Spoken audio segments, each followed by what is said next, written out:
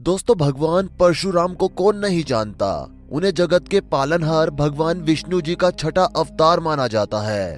कहते हैं कि परशुराम ने 21 बार समस्त क्षत्रिय वंशों का विनाश कर भूमि को क्षत्रिय विहीन कर दिया था। इसका उल्लेख पुराणों में भी मिलता है। परशुराम जी के बारे में कहा जाता है कि परशुराम इतने ज्यादा गुस्से वाले थे कि उन्होंने अपनी माँ को ही मार दिया था। ये बात सुनकर आप जरूर चौंक गए होंगे। तो ऐसे ही कई राज आज हम आपको परशुराम जी के बारे में बताएंगे, तो बने रहिए इस वीडियो के अंत तक। दोस्तों, वैशाख मास की तृतीय तिथि के दिन भगवान विष्णु के छठे अवतार परशुराम का अवतार हुआ था। इसलिए हर साल वैशाख मास की तृतीय तिथि यानी अक्षय तृतीय के दिन परशुराम जयंती मनाई जाती है। भगवान परशुराम जी को आवेश अवतार माना जाता है। पौराणिक कथाओं में भगवान परशुराम जी की कई ऐसी कथाओं का वर्णन मिलता है जिससे मालूम होता है कि परशुराम जी अत्यंत क्रोधी स्वभाव के हैं। साथ ही कथाओं से मालूम होता है कि परशुराम जी अमर हैं और सृष्टि के अंत तक वो धरती पर विराजमान रहेंगे। भगवान परशुराम जी ऋषि जमदाग्नि और माता रेणुका के पुत्र हैं। परशुराम जी कुल परंपरा के अनुसार ब्राह्मण हैं, लेकिन इनका स्वभाव क्षत्रिय जैसा है। अपने क्रोध से इन्होंने कई बार क्षत्रियों का विनाश किया है। लेकिन इनका स्वभाव क्रोधी कैसे हुआ, इस विषय में एक कथा है कि इनकी दादी सत्यवती को भृगु ऋषि ने 2 फल दिए थे, जिनमें एक इनकी दादी सत्यवती के लिए था और दूसरा फल इनकी दादी की माता के लिए था। लेकिन गलती से फलों में अदला बदली हो गई। इससे भृगु ऋषि ने सत्यवती से कहा कि तुम्हारा पुत्र क्षत्रिय स्वभाव का होगा। तो सत्यवती ने भृगु ऋषि से कहा कि ऐसा आशीर्वाद दीजिए जिससे कि मेरा पुत्र ब्राह्मण जैसा हो और मेरा पौत्र क्षत्रिय गुणों वाला हो। भृगु ऋषि के आशीर्वाद से ऐसा ही हुआ। परशुराम जी ऋषि जमदाग्नि की 5वीं संतान हुए, जो बाल्यावस्था से ही क्रोधी स्वभाव के थे। दोस्तों, आपको बता दें कि भगवान परशुराम जी का मूल नाम राम है। इन्हें ऋषि जमदाग्नि का पुत्र होने के कारण जमदाग्नि भी कहा जाता है, लेकिन ये परशुराम जी के नाम से अधिक विख्यात हैं। परशुराम जी भगवान शिव के भक्त और शिष्य भी हैं। इनकी भक्ति योग्यता को देखते हुए भगवान शिव जी ने इन्हें विद्युद्भि नामक अपना परशु प्रदान किया था। सदैव परशु धारण करने के कारण ये जगत में परशुराम नाम से जाने जाने लगे। दोस्तों, परशुराम जी इतने ज्यादा गुस्से वाले थे कि एक बार तो उन्होंने श्री राम को मारने के लिए युद्ध का भी ऐलान कर दिया था। असल में सीता स्वयंवर के समय जब भगवान राम ने शिव जी का धनुष तोड़ा तब पृथ्वी कांप उठी। परशुराम जी को पता चला कि शिव जी का धनुष किसी ने तोड़ दिया है। इस पर मन की गति से चलने वाले परशुराम जी तुरंत महाराज जनक के दरबार में पहुंच गए और शिव जी का धनुष तोड़ने पर भगवान राम को युद्ध के लिए ललकारने लगे। उस समय भगवान राम ने परशुराम जी को सिर्फ ये आभास कराया कि वो भगवान विष्णु के अवतार हैं। भगवान राम का रहस्य जानने के बाद परशुराम जी का क्रोध शांत हो गया और भगवान श्री राम ने उनके अहंकार का नाश कर दिया। साथ ही भगवान राम ने परशुराम जी को अमर रहने का वरदान देते हुए ये जिम्मेदारी सौंपी कि आप मेरे अगले अवतार होने तक मेरा सुदर्शन चक्र संभाल कर रखें। अगले अवतार में मुझे इसकी आवश्यकता होगी, तब आप मुझे ये लौटा देना। और जब भगवान विष्णु ने द्वापर युग में श्री कृष्ण का अवतार लिया तब परशुराम और भगवान श्री कृष्ण की भेंट उस समय हुई जब भगवान श्री कृष्ण गुरु संदीपनी के आश्रम में शिक्षा प्राप्त कर वापस अपने घर लौटने की तैयारी में थे। उस समय परशुराम जी ऋषि संदीपनी के आश्रम में पधारे और भगवान श्री कृष्ण को उनका सुदर्शन चक्र लौटाते हुए कहा कि अब ये युग आपका है, आप अपना ये सुदर्शन चक्र संभालिए और धरती पर पाप का भार बहुत बढ़ गया है, उस भार को कम कीजिए। दोस्तों, किस्से कहानियों में अक्सर आपने भगवान परशुराम और उनके फरसे के बारे में जरूर सुना होगा, लेकिन क्या आपको पता है कि वो फरसा आज भी धरती पर मौजूद है? जी हाँ, दावा किया जाता है कि एक पहाड़ी पर स्थित एक मंदिर में भगवान परशुराम जी का फरसा गड़ा है, जिसे खुद उन्होंने ही गाड़ा था। इस फरसे से जुड़ी एक बेहद ही रहस्यमयी कहानी है, जिसके बारे में बहुत कम लोग ही जानते हैं। दरअसल झारखंड की राजधानी रांची से करीब 150 किलोमीटर दूर गुमला जिले में एक पहाड़ी है, जहां स्थित है टांगीनाथ धाम। इसी धाम में एक मंदिर में मौजूद है भगवान परशुराम जी का फरसा।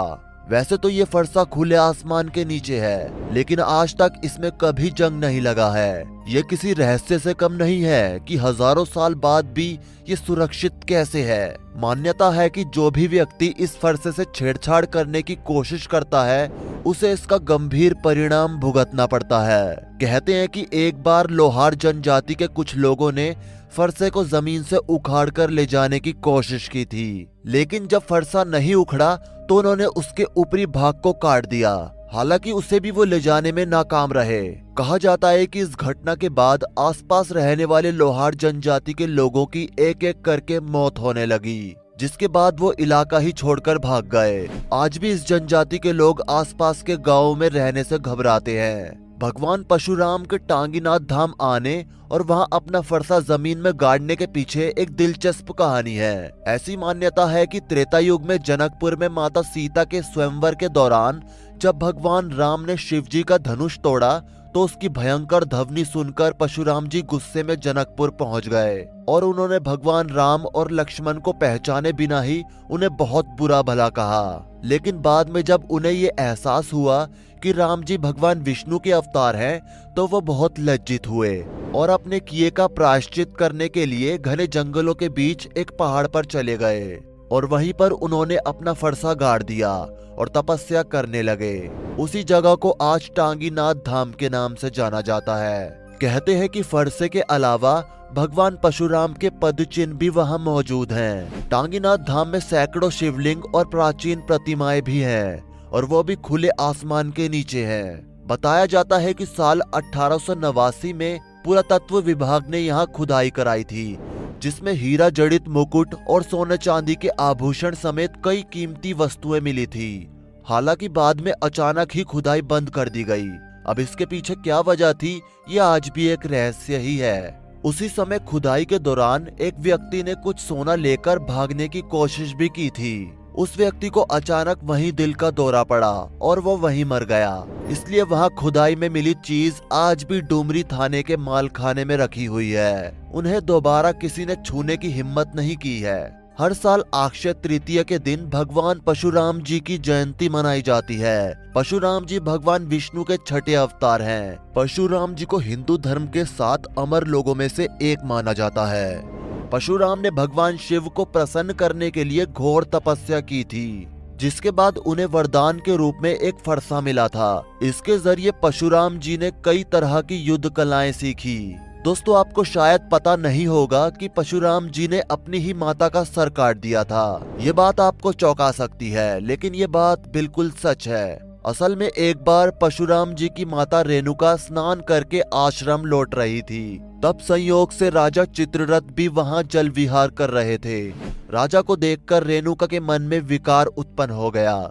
जमदग्नि ने रेणुका को देखकर उसके मन की बात जान ली और अपने पुत्रों से माता का वध करने को कहा, किंतु मोहवश किसी ने उनकी आज्ञा का पालन नहीं किया।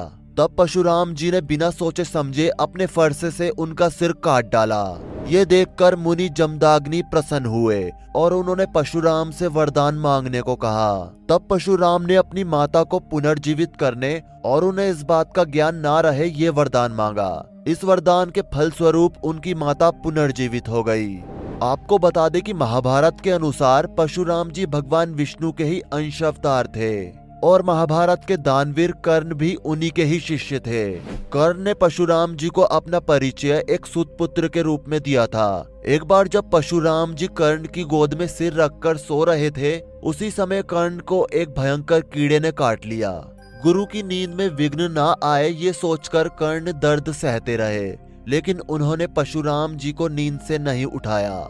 नींद से उठने पर जब परशुराम जी ने ये देखा तो वो समझ गए कि कर्ण सूतपुत्र नहीं बल्कि एक क्षत्रिय है, क्योंकि दर्द सहने की ये क्षमता सिर्फ और सिर्फ क्षत्रियों में ही होती है। और इसलिए क्रोधित होकर परशुराम जी ने कर्ण को श्राप दिया कि मेरी सिखाई हुई शस्त्र विद्या की जब तुम्हें सबसे अधिक आवश्यकता होगी उस समय तुम विद्या भूल जाओगे।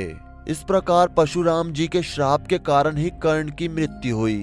दोस्तों, आप सब जानते हैं कि भारत में एक राज्य है जिसे हम सब केरल के नाम से जानते हैं। असल में केरल के बारे में कहा जाता है कि केरल के जन्मदाता भगवान परशुराम जी ही हैं। दरअसल भगवान परशुराम ने पिता के अपमान का बदला लेने के लिए 21 बार धरती को क्षत्रिय विहीन किया था। उसके बाद भगवान विष्णु के एक और अवतार राम से जब उनका जनकपुर में सीता के स्वयंवर में सामना हुआ तो उसके बाद उन्होंने अपना विचार बदला। इसके बाद राम को वचन देकर वो सदा के लिए महेंद्र पर्वत पर चले गए, लेकिन परशुराम जी का जो फरसा था वो उनके साथ नहीं रह सकता था क्योंकि वो तो क्रोधी थे। तो उन्होंने विचार करके उत्तर से दक्षिण दिशा के छोर के समुद्र में फरसा फेंका। खून से सना फरसा देखकर समुद्र डर गया और पीछे हट गया।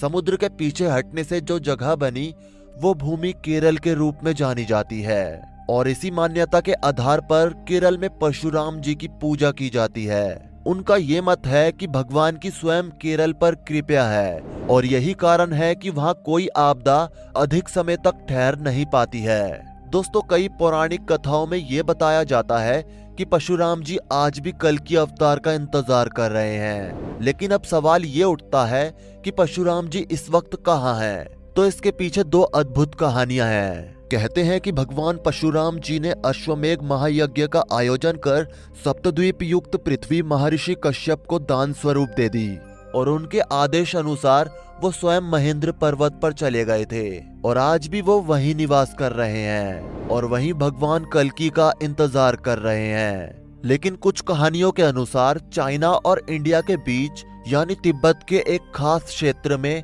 एक ऐसी रहस्यमयी घाटी है जिसे शंग्रीला घाटी के नाम से जाना जाता है। यहाँ समय थम जाता है और कहते हैं कि परशुराम जी और बाकी के 6 चिरंजीवी यहीं पर रहते हैं जो स्वयं भगवान कल्कि का इंतजार कर रहे हैं। वैसे परशुराम जी के बारे में आपका क्या कहना है? क्या वो सच में आज भी महेंद्र पर्वत या शांग्रीला घाटी पर कल्कि अवतार का इंतजार कर रहे हैं? नीचे कमेंट करके अपनी राय जरूर दें।